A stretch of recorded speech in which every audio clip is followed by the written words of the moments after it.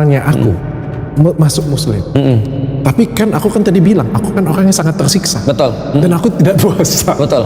Kayak gimana? Tapi aku tetap akan menjalankan Kamu tidak percaya kalau Yesus itu Tuhan? Tidak.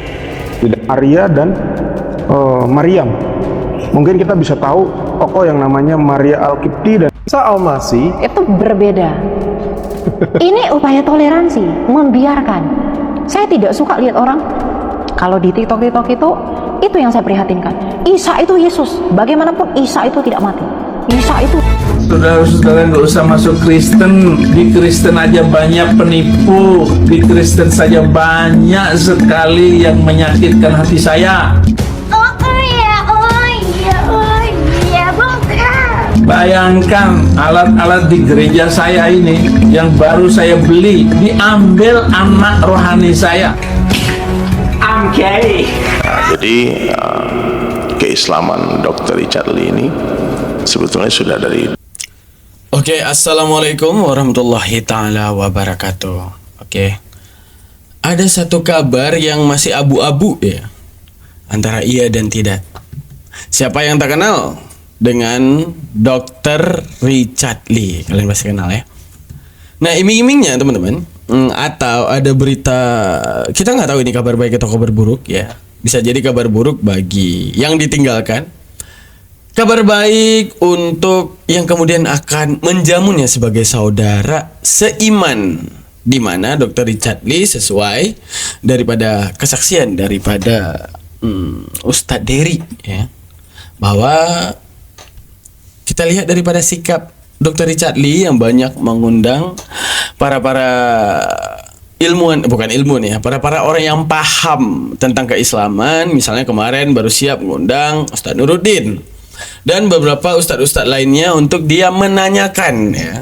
Artinya gini, sambil nyelam minum air, sambil ngonten, sambil juga dia belajar. Namun kalau kata Ustadz Dery, Dr. Richard Lee sudah pas dan memantapkan dirinya untuk mu'alaf. Benarkah itu? Mari kita saksikan videonya. Ini sudah terdengar 2 tahun yang lalu sebetulnya. Karena aku tuh pertama kali mengajarkan syahadat kepada Dr. Richard itu 2 tahun lalu. Ya, dan dia mengakui keislamannya itu ya sejak awal itu. Sejak pertama kenal itu dia mau belajar Islam, tapi bahasanya mau belajar dulu. Kemudian setahun yang lalu aku diajak lagi bicara 4 mata ya di satu restoran di Palembang dekat airport. Dia bilang aku sudah fix, sudah Muslim sekarang. Tuh, dia udah Muslim sekarang. Tolong rahasiakan. Tapi waktu itu aku cuma ngasih tahu satu orang, Ustadz Felix Xiao. Jadi keislaman Dr. Richard Lee ini sebetulnya sudah dari 2 tahun yang lalu. Jadi kemarin terakhir dari itu 2 tahun yang lalu diundang ke Sayap Suci kan, lagi ke restoran itu yang non alkohol katanya. Ustaz ngopi sini ya. Terus aku datang, tanya kapan tuh dikasih tahu orang, ngapain? Berita baik ini mesti diberitakan. Dan sampai hari ini sebetulnya Dr. Richard tuh dia masih mau merahasiakan. Tapi kemarin aku udah terlanjur bilang sama dia, aku kasih tahu ya, kalau betul-betul memang benar-benar Islam ini, tentu tidak ada masalah kan. Dia bilang nggak apa-apa, kasih tahu aja. Dia belajar sungguh-sungguh, dan komunikasi saya dengan beliau itu bukan hanya di konten, tapi hari-hari kita WhatsAppan, kita teleponan. Dia tanya-tanya tentang Islam. Waktu di London dia nanya, kok di sini nggak banyak masjid gitu. Jadi banyak pertimbangan kenapa beliau merahasiakan itu ya, karena keluarga masih non muslim semua kan, dia beliau jaga-jagalah. Tapi mudah-mudahan tidak jadi masalah ya. Karena aku 40 hari ini nggak main sosmed, nggak tahu apa yang terjadi sebetulnya. Ya, jadi pas lihat komen-komen orang kok malah ada aneh juga kan, ada orang yang negatif, yang suuzon ketika ada orang mau masuk Islam gitu. Siapapun yang mendengar berita ini, sangka baik sama Allah, sangka baik kepada hamba Allah. Dan itu adalah amalan yang tertinggi dalam Islam. Dan amalan yang terendah, yang terburuk dalam Islam itu sangka buruk kepada Allah, sangka buruk kepada hamba Allah. Dengan segala konsekuensinya, saya bilang kan, mau ngaku sekarang, mau ngumumin sekarang, mau ngumumin 10 tahun lagi, buktinya udah ditunda-tunda 2 tahun, tetap aja sama aja kan. Malah menghambat langkahnya Dr. Richard Lee untuk belajar Islam dengan sungguh-sungguh gitu. Sekarang lagi belajar sholat. komunikasi Dr. Richard bukan hanya dengan aku, dengan Ustadz Felix Xiao, Ustadz Fatih Karim, dengan Ustadz Salim Afillah, dengan Masya Allah, lagi Ustadz belajar Dennis sholat Lim, dia. dengan banyak lagi lah yang nggak bisa disebut satu persatu namanya.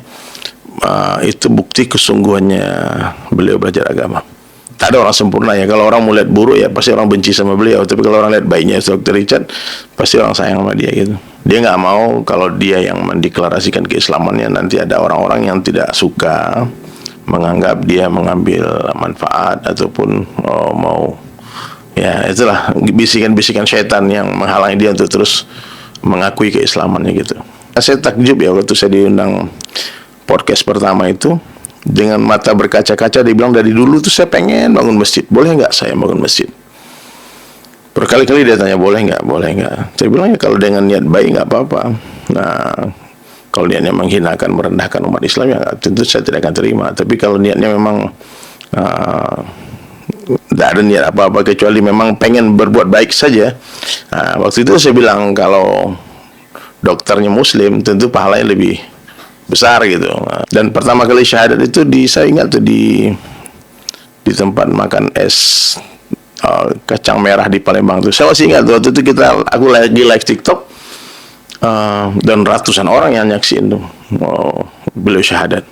Cuman waktu itu tidak jadi viral karena aku anggap itu cuma nggak serius gitu. Tapi ternyata pengakuan semalam itu Dr. Richard bilang waktu pertama itulah aku merasa hidayah masuk. Masya Allah, luar Aku merasa biasa. Islam itulah. Dia nggak syahadat di Rumang Zuma. Imanku Gimana di nih? sana.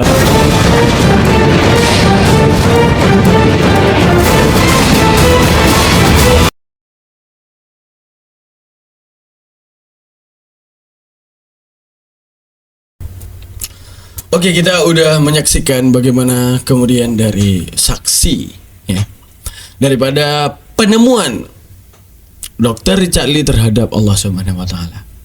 Karena sejatinya fitrahnya semua makhluk adalah beriman kepada Allah. Sesuai dengan dalil yang Allah sampaikan dalam Al-Qur'an. Ma khalaqtul jinna wal insana illa liya'budun. Saat kita membedah ayat tersebut, pertama ada kata ma. Ma itu adalah manafiyah karena dia derajatnya, oke, kita jabarkan. Ma khalaqtul jinna wal insana illa liya'budun. Di situ ada kata ma. Ma ini adalah kalimat hubung yang tidak boleh berada di awal. Ya, dalam beberapa syarat dia harus berada di awal. Nah, kalimat hubung gimana kita bilang kata pengantar. Nah, dia huruf untuk mengantarkan kalimat di belakang kepada kalimat yang di depan. Itu hakikat daripada kata ma. Kalau dalam bahasa Arab, jika ma ini digunakan di awal, maka dia menghilangkan kodratnya sebagai kata hubung, agar tapi dia menjadi kata nafi. Apa itu kata nafi? Sifatnya larangan. Ataupun bentuk katanya menjadi negatif. Ataupun maksudnya untuk mentidakkan. Ataupun mensalabkan kalau dalam bahasa mantik. Maksudnya gimana? Ma ini artinya perbedaan gini. Dia kan ada kata tidak ya. Jangan kau pergi ke situ. Menunjukkan apa? Kata jangan, ada sesuatu yang membatasi kita ke situ. Udah. Ataupun kata-kata tidak. Tidak ada orang di rumah kecuali si ini misalnya. Ada itu menunjukkan apa? Cuma satu yang ada dalam rumah. Saat kita sebutkan dengan kata-kata kecuali. Oke. Ada yang namanya aku tidak melihat Zainuddin yang ada di mall misalnya. Tapi kepada orang lain yang sama-sama genus, sama-sama manusia seperti Zainuddin, kita juga tidak mustahil kita melihatnya, kan gitu. Nah, berarti kata tidak ini bisa mewakili daripada benar-benar mentidakkan semuanya dan mentidakkan sebahagiannya. Nah, mentidakkan sebahagiannya bisa jadi dan mentidakkan semuanya. Tapi kalau daripada ma, tujuan daripada apa? Mentidakkan semuanya, afrad ya. Semuanya ditidakkan. Maksudnya ma khalaqtul jinna wal insana illa liya'budun. Tidak aku ciptakan manusia dan jin hanyalah apa itu? Ma khalaqtul hanya aku ciptakan manusia dan jin untuk menyembah Allah. Artinya apa? Keseluruhannya, bukan kesebahagianannya. Semuanya fitrah dan hakikatnya yaitu untuk menyembah Allah. Fakta ataupun tinjauan lapangan. Katanya semuanya. Apakah Allah berbohong? Kita lihat nih. Katanya semua manusia nyembah Allah. Buktinya agama lain muncul. Katanya jin sembah Allah. Buktinya iblis mengingkari Allah. Apa maksud ayat ini? Ya kan? Apakah Allah sedang menciptakan produk gagal yang katanya semua sembah Allah, tapi di alam realita dan alam nyata kita saksikan bahwa banyak orang yang mengingkari Allah, banyak juga iblis yang tidak mendengarkan perintah Allah, terutama pada perintah awal disuruh sujudnya iblis terhadap Adam, tapi dia tidak mau, aba wastakbar. Maksud daripada ayat itu apa? Bahwa tentang pembicaraan hakikat. Hakikat daripada semua ciptaan, dia itu tercipta daripada Allah. Allah yang menciptakan mereka, maka kepada Allah dia rajin ataupun kembali dan menyembah hanyalah tetap kepada Allah. Sekarang kita meninjau kepada manusia. Manusia hakikatnya menyembah Allah. Dalam Al-Quran disebutkan bayi yang lahir ke muka bumi ini hakikatnya fitrah tanpa agama manapun. Mereka lah yang membawa anak tersebut memasuki Yahudi dan Nasrani. Disebutkan sebagian, maksudnya ke seluruh agama. Tidak bisa kita pungkiri dalil mukjizat daripada Al-Quran mengatakan bahwa hakikat daripada penciptaan mereka itu beragama karena tradisi daripada moyang, ibu dan bapaknya. Misalnya ada orang yang lahir Hindu, kenapa dia Hindu? Ya karena bapaknya Hindu. Rentanitasnya seperti itu. Ada orang anak yang beragama Buddha, biasanya rentanitasnya karena ibu bapaknya dulunya Buddha. Kristen pun sama, Islam pun sama. Namun kata Allah, hakikatnya kalian menyembah aku. Arti hakikatnya kalian menyembah aku, andaikan mereka mau berpikir, ya, dititipkan akal kepada mereka untuk kemudian memfungsikan akal untuk menobatkan yang namanya Tuhan, sudah pasti kuat dan tidak mungkin lemah. Saat itu ketika otaknya bekerja, pasti otaknya akan menemukan bahwa tidak mungkin aku percaya Tuhan yang ada satu titik kelemahan pada Tuhan tersebut. Misalnya, Tuhan yang banyak. Kalau Tuhan yang banyak, maka ada kekuatan yang banyak. Maka kekuatan akan saling bisa membinasakan. Tuhan membinasakan Tuhan, itu satu hal yang mustahil di dalam akal. Oke. Menunjukkan apa? Hakikat daripada manusia dengan mudah. Apa dengan mudah? Sesuai dengan An-Naba 39. Faman sya'at takhadha li rabbihi ma'aba. Siapapun yang berkehendak, yang berkemauan dan keinginan untuk mengambil hidayah tersebut kepada Allah, dia akan kembali. Masalahnya antara ingin ataupun tidak, itu saja. Masalahnya antara ingin dan tidak, kata Allah. Kalian kutitipkan akal, mau nyembah aku boleh, mau nyembah selain aku juga boleh. Tapi hakikat kalian sebenarnya sembah aku, itu maksud ayatnya. Woi jin, woi manusia, hakikat sebenarnya kalian tuh sembah aku. Soal kalian memilih untuk tidak menyembah aku, ya urusan kalian. Tapi itulah kutitipkan akal untuk kalian menemukan aku. Telah kutitipkan kalian akal untuk kemudian berpikir dan menemukan aku. Tapi terserah kalian mau berpikir ataupun tidak. Itu kata Allah. Ya. Misalnya seperti jin. Jin kesalahan cuma satu, tidak mau sujud kepada Adam. Ini itu kesalahan daripada iblis. Padahal dengan mudahnya, mudah nggak iblis tinggal condongin kepala sujud kepada Adam. Selesai. Aman dia. Tapi dia menolak. Karena apa? Takaburnya. Aku api dan itu tanah, kata dia. Aku api, dia tanah. Akhirnya saking ngototnya iblis, tidak mau dia sujud kepada Adam. Sama juga seperti kita. Islam lah kalian, nggak mau. Islam ginilah, Islam gitulah. Islam nabinya gini, Islam nabi gitu, sembah batu dan semuanya. Bebal. Artinya apa? Allah tidak serta-merta tidak mengabarkan tentang dirinya kepada kalian. Tapi akal kalian justru ingin menyembah selain Allah yang telah nyata-nyata di depan mata kalian, tampak kelemahannya. Bukankah di alam fikir kalian mendapati Tuhan itu tidak boleh lemah? Bukankah di alam fikir kalian mendapati bahwa Tuhan itu tidak boleh didapati ketidakmahakuasaannya? Maka itulah jawabannya, adalah Allah. Di mana Allah adalah Tuhan yang tidak akan pernah didapati kelemahannya. Tidak ada penjabaran Al-Quran yang menjabarkan Allah itu sebagai pencipta yang lemah. Luar biasa, Masya Allah. Nah, kita meninjau daripada kasus Dr. Richard. Nah, sekarang kita meninjau daripada kasus Dr. Richard Lee. Nah, kita jangan dulu tertrigger, tapi konten ini bertujuan kalau seandainya ingin dipahami kayak gini. Versinya mungkin karena keluarganya. Misalnya, dari keluarganya yang mewarisi dia agama apa? Kok Kristen ya? Ya, Kristen. Dari apa dia mendapati Kristen ini sebenarnya?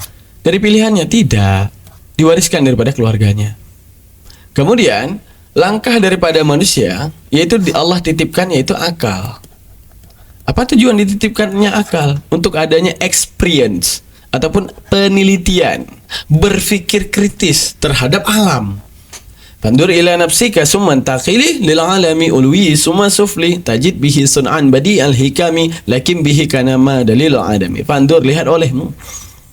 Ila nafsika, kepada jiwa engkau. Summa taqili, kemudian berpindah pandangan tersebut lil alami, ke sekalian alam, summa sufli, paling tinggi, tajid bihi, engkau akan dapati sun'an, semua susunan, badi'al, yang maha luar biasa, hikami, yang penuh hikmah. Artinya apa? Coba kamu lihat alam ini dan me-experience. Mungkinkah ini tercipta daripada Tuhan, yang Tuhan tersebut didapati kelemahannya? Artinya ketika sempurnanya akal Dr. Richard Lee, dia harusnya berpikir, ini Kristen adalah agama turunan. Seandainya dulu orang tua aku Hindu, mungkin aku Hindu sekarang. Andaikan orang tua aku Buddha, mungkin aku Buddha sekarang. Kenapa aku harus bertahan di agama ini? Cari landasan kenapa dia harus bertahan di agama ini. Ya. Akhirnya apa? Jangan pernah nyari kesalahan agama kita, tapi nyarilah kebenaran. Apa yang menjadi kebenaran Kristen? Oke, ajaran kasih misalnya. Karena Tuhannya sendiri mempraktekkan kasih, kata mereka. Kita tinjau, kasih itu tanpa bertuhan kita bisa juga. Tanpa harus bertuhan kita bisa berbuat baik. Tanpa harus bertuhan kita harus bisa berbuat buruk. Baik dan buruk itu milik kita. Berarti pelandasan ajaran kasih ini terhadap akal dan menemukan Tuhan, dan itu adalah agama Kristen, itu ditolakkan. Karena kasih juga bisa diterapkan tanpa harus adanya Tuhan. Tapi saat kita mengexperience kepada Allah, apa landasan untuk menemukan Allah? Kata Allah, akal. Loh, kenapa akal? Kalau tadi kasih kan? Sekarang gini, daripada akal ini bisa nggak tanpa beragama, tanpa ada Allah, akal ini bisa sempurna? Kita tinjau sekarang akal melihat hukum kausalitas. Apa hukum kausalitas? Hukum sebab dan hukum akibat. Itu hukum kausalitas. Kita tinjau. Saya lahir daripada ibu, ibu kepada ibu, ibu kepada ibu, ibu kepada ibu, ibu kepada ibu, ibu, ibu, ibu, ibu, ibu, ibu, ibu, ibu, ibu, ibu, ibu, sampai tiada batas. Sekarang alam yang tiada batas kita tinjau. Kita melihat dunia kita. Setiap makhluk mau apapun ada dan ada tiada. Ini nggak bisa dipungkiri daripada akal seorang makhluk. Ya, saat melihat sesuatu, misalnya kamu melihat ada seorang manusia, kamu pasti akan dapati dia dulu pernah ada di tanggal lahirnya. Pasti suatu saat dia akan tiada, dan tidak ada fakta unlimited pada dia. Semuanya itu kamu dapat dalil. Misalnya bangunan, ini pasti ada tanggal dibangunnya, pasti suatu saat akan berakhir ataupun direhab menjadi bangunan yang baru. Tidak ada yang namanya kekekalan. Tidak ada yang namanya kekekalan. Ada tiada, ada tiada, ada tiada. Bagaimana kemudian dengan bumi ini? Saya melihat diri saya daripada ibu, ibu daripada ibu, ibu daripada ibu, di mana semuanya ada dan tiada, ada dan tiada, ada dan tiada. Lalu, apa yang menjadi pertama daripada semua ini? Lalu manusia menemukan dalam akalnya yaitu Tuhan. Lalu bagaimana Tuhan ini? Timbul lagi chipset daripada akal untuk diferensia. Apa chipset diferensia? Namanya dengan pembeda. Itu diferensia. Saat kamu bisa membedakan mana tanah, mana api, mana mata, mana hidung, mana buaya, semuanya berbeda. Buaya dengan api sudah pasti berbeda. Api dengan air pasti berbeda. Air dengan tanah pasti sudah berbeda. Tanah dengan gedung pasti sudah berbeda. Gedung dengan jendela pasti sudah berbeda. Jendela dengan kamera pasti berbeda. Kamera dengan apapun, semua berbeda. Semua kata-kata itu mewakili daripada perbedaan. Sekarang seandainya disuguhkan kepada kita kata Tuhan, yang tadi kita bisa membedakan dong. Apa kata-kata manusia dengan lembu, lembu dengan biawak, biawak dengan tanah, tanah dengan asbak, asbak dengan rokok, rokok dengan dinding, dinding. Semua bisa kita bedain. Seharusnya datang kata Tuhan, kita bedakan atau kita samakan. Pasti orang waras akan berpikir dibedakan. Pasti dia beda dengan semua makhluk. Al-Quran menyebutkan, laisa kamitslihi syai'un. Itulah landasan dalil daripada akal. Di mana yang namanya Tuhan pasti beda dengan apapun, karena di dalam akalmu menyemat chipset itu, chipset diferensia, membedakan kata-kata. Lalu apa yang harus dibungkiri daripada Al-Quran? Menunjukkan apa? Tanpa beragama, tanpa kamu bertuhan kepada Allah, apakah kamu menemukan Tuhan? Tidak. Karena apa yang disampaikan oleh Allah Itu ada di akalmu, ada di chipset akalmu. Maka akulah Tuhan yang kau tuju dengan akalmu. Itu. Nah, sekarang kita meninjau daripada Dr. Richard, ya sudah mantap. Ketika dia menggunakan akal, dia mengundang Ustaz Khalid Pesalamah, dia mengundang siapa lagi? Banyak. Ustaz, Felix Xiao, ya, Ustaz Felix Xiao dengan segala pengalaman sehingga kemudian dia kembali ke fitrahnya yaitu Islam, meninjau daripada kododitan yang kemudian menemukan Islam karena menyaksikan kesalahan-kesalahan dan meneliti kesalahan-kesalahan dalam kitabnya. Bagaimana yang dinamakan dengan kitab suci? Sedangkan yang namanya kitab suci sudah dipatokkan dalil kepada manusianya, jangan menambah dan mengurang kitab suci. Lalu apa yang terjadi dalam kitab sucinya? Banyak ayat-ayat sisipan, banyak ayat-ayat yang tidak asli. Bahkan di antara kekristenan pun banyak-banyak terjadi perbedaan di antara ketuhanan. Tuhan aja bisa berbeda, itu gimana ceritanya? Sama-sama mewakili sama-sama baca kitab yang sama, menceritakan sosok yang sama tapi berbeda dalam ketuhanan. Itu bagaimana? Hanya karena apa?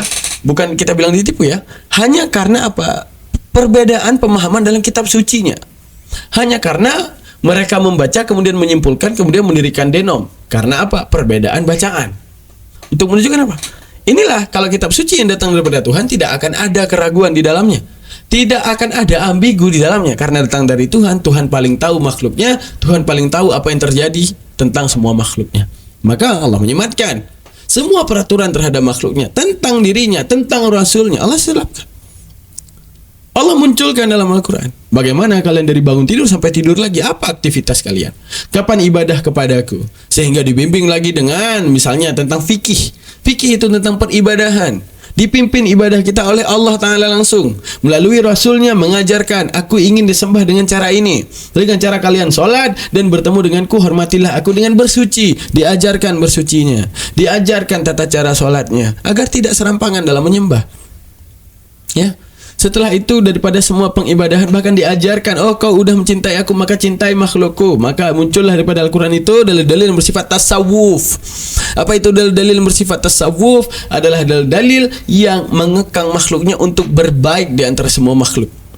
Yang mengekang makhluknya untuk jadi baik di antara semua makhluk. Ya.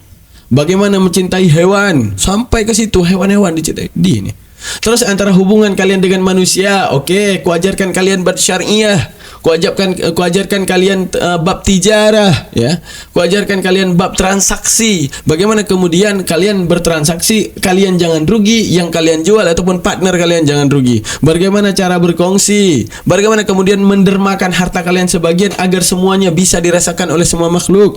Kalian adalah orang kaya, bagaimana kemudian Allah jadikan kalian kaya agar kalian sadar bahwa kalian adalah yang dibutuhkan oleh saudara kalian dan menjadi ibrah ataupun hamba yang sangat luar biasa untuk membantu hamba-hamba Allah yang sengaja Allah buat berketerbutuhan dengan kalian agar kalian bisa menghargai makhluk Allah.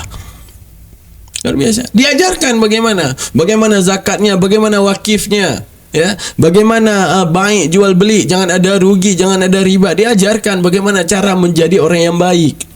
Semua diajarkan, bahkan tentang pernikahan pun, ya, dikeluarlah hadis-hadis tentang bagaimana menikah, menghargai pasangan, ya, hak suami, hukukuz zaujain, hak zaujun, hak suami, hukukuz zaujah, hak istri diajarkan, hukukul ibni, hak anak diajarkan dalam Al-Quran, semua diajarkan, dalam hadis Nabi diajarkan. Karena inilah datang dari Tuhan. Tuhan paling tahu psikis makhluknya, Tuhan paling tahu emosional makhluknya, Tuhan paling tahu daripada apa yang harus diturunkan kepada makhluknya. Sesuai karena pengetahuannya terhadap makhluk, maka kitab yang turun harus membackup makhluk menjadi benar-benar hamba Allah yang taat. Seperti itu. Maka kemudian jadi kita nggak tahu ya teman-teman, ini mungkin kabar angin atau kabar sebenarnya. Tapi kalau untuk kita lihat daripada Ustadz Dery sendiri, bukan orang yang suka berbohong, bukan juga orang yang suka mengada-ngada. Semoga ini benar-benar terjadi. Semoga inilah jalan ibrah yang sangat hebat, yang sangat luar biasa buat Dr. Richard Lee untuk menemukan Tuhan. Ya, untuk kalian-kalian semua yang masih belum menemukan kebenaran, carilah kebenaran dulu. Saya nggak akan bilang di Islam, tapi carilah kebenaran. Seandainya aku bertuhan, aku harus bertuhan yang seperti apa? Ya, oh aku ingin bertuhan yang kemudian menampilkan diri dan jadi manusia. Tuhan itu kalian tidak melihat sekarang.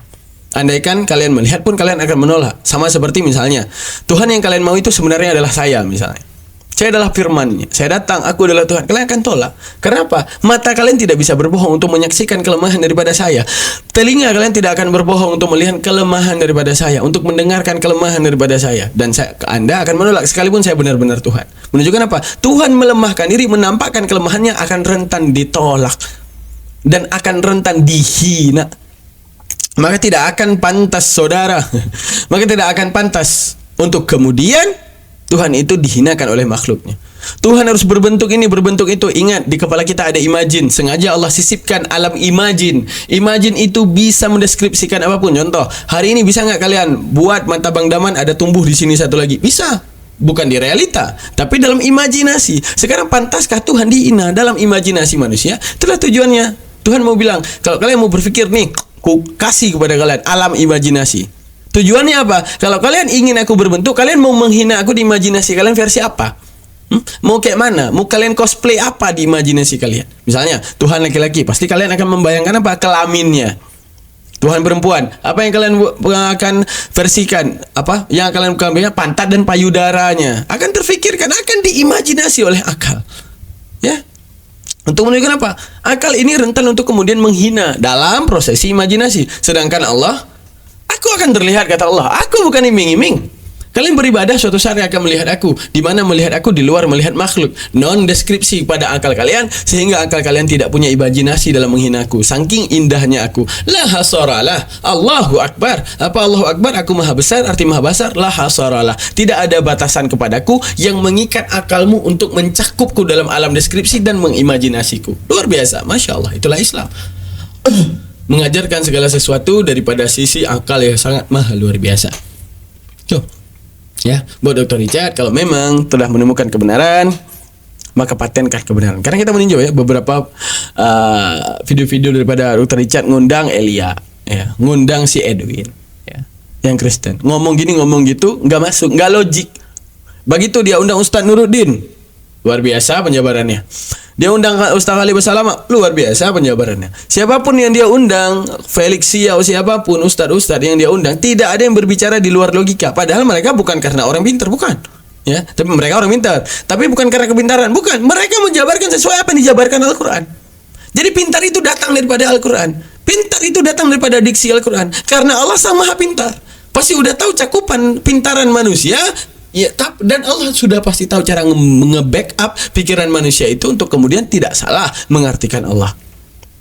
Luar biasa. Seperti itu teman-teman. Oke, terima kasih banyak. Itulah tanggapan dari beda. Kita hari ini tentang kualafan Dr. Richard Lee. Yang lain yang belum mualaf, pikirkan, carikan kebenaran. Tidak perlu harus mualaf. Carikan dulu Tuhanmu. Karena ingat, kamu beragama karena keturunan. Maka experience lah. Kalau kamu harus bertuhan, buang semua kitab suci, aku harus bertuhan yang seperti apa? Bagaimana Tuhan yang kuat untukku? Bagaimana seandainya aku menemukan Tuhan dan satu sisi kelemahan daripada Tuhan itu terus tampak? Pantaskah aku terus mengimani Tuhan yang Tuhan itu selalu dalam kelemahannya? Itu harus kemudian dieksplain dan dipertanyakan. Terima kasih banyak. Saya Demen Nuri. Assalamualaikum warahmatullahi wabarakatuh.